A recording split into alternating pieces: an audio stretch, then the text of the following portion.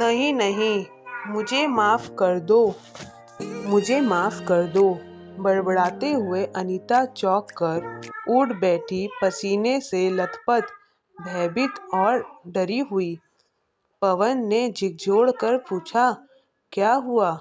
क्या हुआ? वो माँ जी, खून खून। अरे अनीता, कुछ बताओगी भी? ये यूं ही बड़बड़ाती रहोगी? आखिर हुआ क्या है? कोई बुरा सपना देख लिया क्या? कुछ नहीं, कुछ नहीं, बोलकर अनीता अपने ही विचारों में खो गई।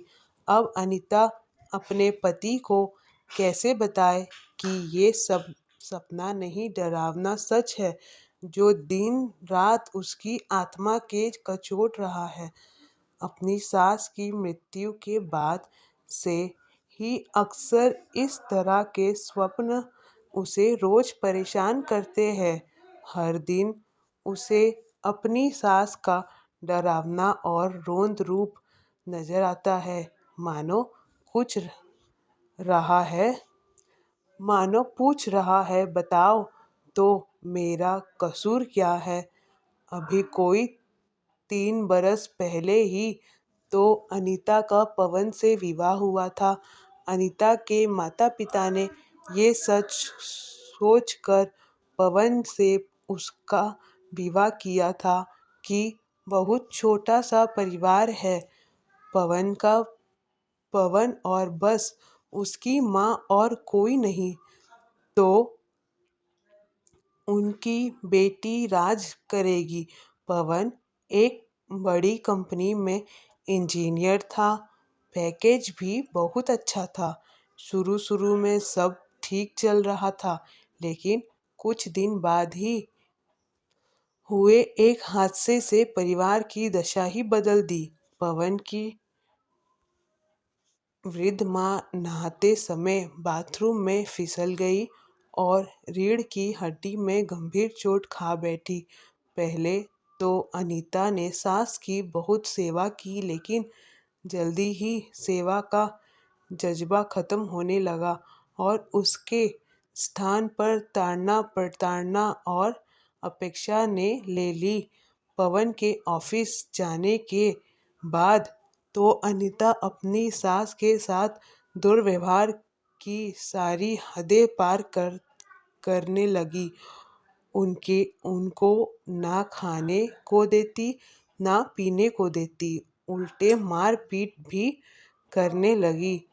एक बार माँ ने हिम्मत करके पवन को सारी बातें बताई, लेकिन अनीता ने बड़ी सफाई से अपनी सास को ही अवसादग्रस्त, मानसिक संतुलन बिगड़ी हुई अबला नारी घोषित कर दिया।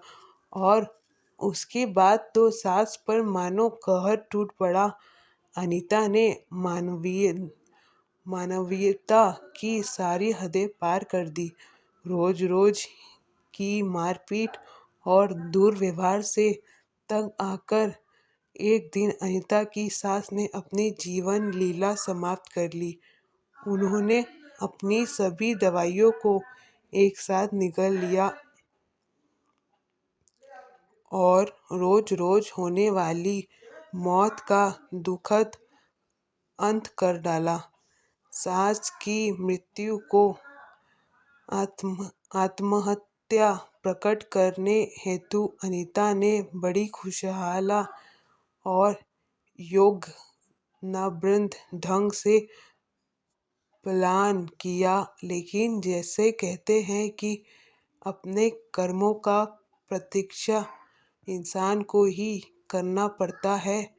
अपने द्वारा किए गए पाप और अत्याचारों को बोझ अनीता ज़्यादा दिन नहीं उठा सकी और अब रात दिन उसे आत्मग्लानि होने लगी। उसे अपने हाथ खून से रंगे नजर आने लगे और सास की आत्मा चीख चीख कर अपनी मौत के लिए अनीता को दोषी बताने लगी। आज अनीता अपने द्वारा किए गए बेहद अमानवीय व्यवहार की पीड़ा लेकर जीने को अभिशप्त है।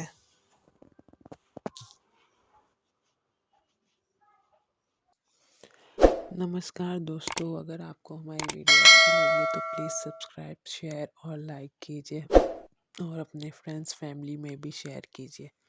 नमस्कार।